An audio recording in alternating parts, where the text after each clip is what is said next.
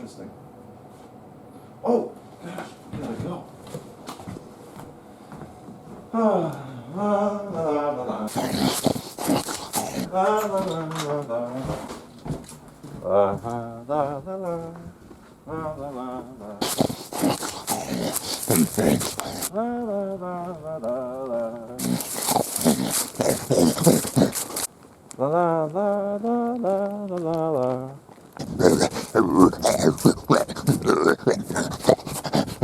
Oh, the nature sign.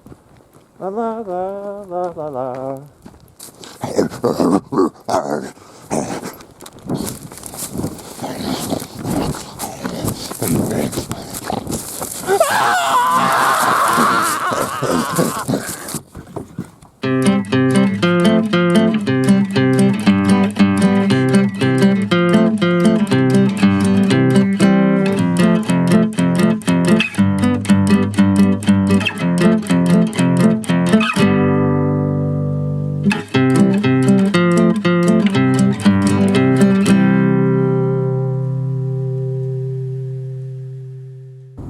This must be the place.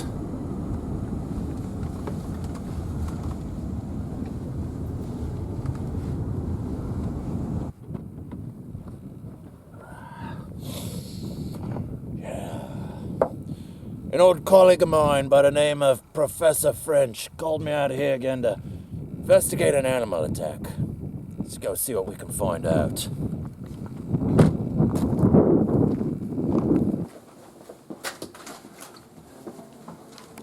Oh, lovely place. Lovely place we got here. This is office here. Come in! Professor! So, what can I do you for today, Professor? Oh, Trapper Jack, it's awful. Dr. Jarvis was attacked by a wild animal on his way to the nature center. And I'm pretty sure it was a wolf. A wolf? No, are you certain? I'm sure I am, Trapper Jack. Just take a look at this. Alright, what do we got here?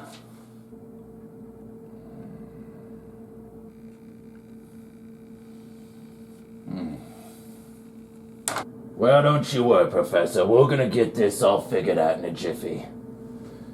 Trapper Jack is on the case. Now, I had trapped and tracked a lot of gnarly critters before my day, but this was my first wolf in nearly 30 years.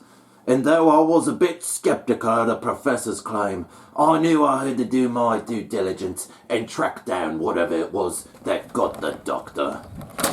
All my years of experience were in play.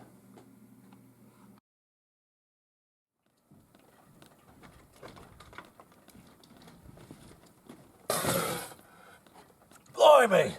A fresh snow. Oh, this snow cover is going to be immensely useful in helping me to track down this wolf. Canis lupus, the grey wolf, also known as the Timberwolf, is the largest wild member of the dog family Canidae. And really, they resemble large dogs, except they usually have longer legs, larger feet, and a narrower chest. A grey wolf typically stands about 2.5 to 3 feet tall, weighs anywhere between 60 to 160 pounds, and can be 4.5 feet to 6 feet in length, and that's including a 15 to 20 inch big bushy tail. In many ways, wolves and dogs are difficult to tell apart, but there are a few identifying characteristics. By appearance, the muzzle of a dog is shorter. Wolves will often hold their tails straight rather than curving upwards or to the side. Wolf heads will also appear more massive than the typical dog due to wide tufts of hair that project down and outward from below the ears. Oh there. Some tracks. Tracks is one of my specialties, and it's also one of the best ways of documenting whether or not we have a dog or a wolf on our hands.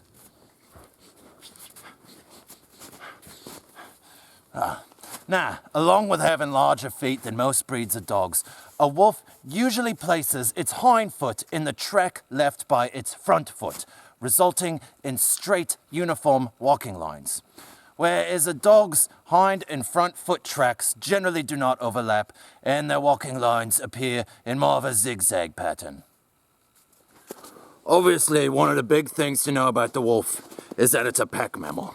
A pack is a family group that consists of a dominant breeding pair, the alphas, along with generally the surviving offspring from the previous year and the current year's pups. Occasionally, an older offspring might remain with the pack, or you might have a random adult that's a member. Pack size in Wisconsin ranges from 6 to 10 wolves on average, and a wolf pack territory may cover anywhere from 80 to 150 square miles, which is about 1/5 the size of the average Wisconsin county. Now that's a lot of terrain to cover, and I figured what better way to get a good look at a lot of terrain than from one of the cliffs of Bethel Horizons. There are two primary ways through which a wolf may become dominant. The first method is to remain with the natal pack in the hopes of eventually becoming an alpha. A second option is to disperse to an unclaimed territory, find a mate, and start a new pack of their own. Very little is known about the formation of wolf packs, but evidence indicates that formation is based on environmental and habitat characteristics. The pack is a hierarchy. Struggles for dominance take place continually, and an alpha that shows weakness may be replaced.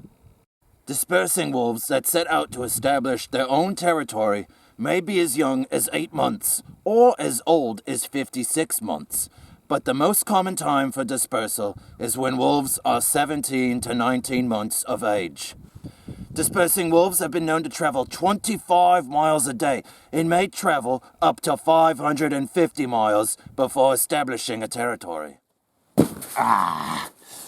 Both strategies of achieving dominance involve some risk.